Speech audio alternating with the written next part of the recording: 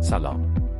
اگر شما هم مثل من اینترنتتون ضعیفه و فیلترشکنتون کند عمل میکنه یا اصلاً باز نمیشه، میخوام یه فیلتر شکن نصب روی مرورگر بهتون معرفی کنم که سرعتش بی نهایت عالیه. پس با من همراه باشین.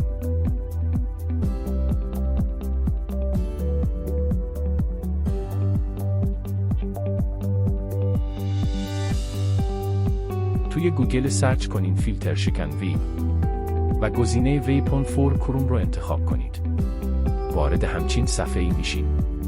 البته من چون از قبل نصب کردم تیک افزودن به مرورگر برای من فعال نیست.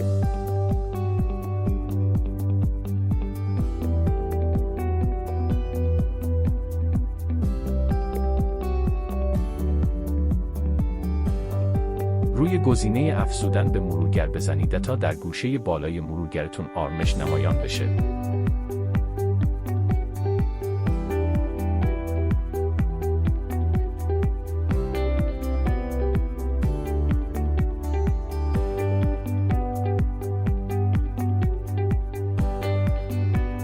حالا بریم تستش کنیم.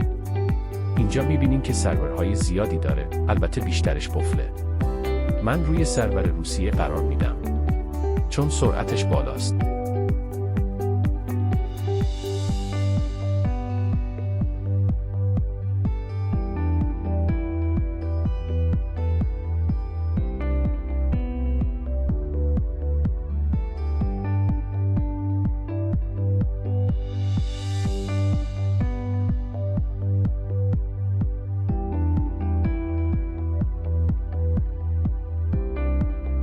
میبینید که سریع نصب میشه.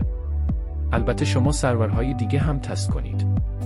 حالا ببینید چه سریع صفحه یوتیوب واسم باز کرد.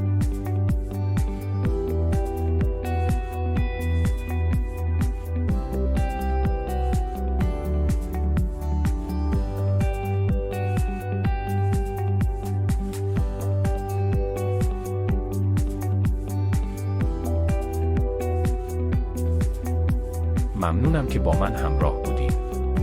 لایک و سابسکرایب یادتون نره.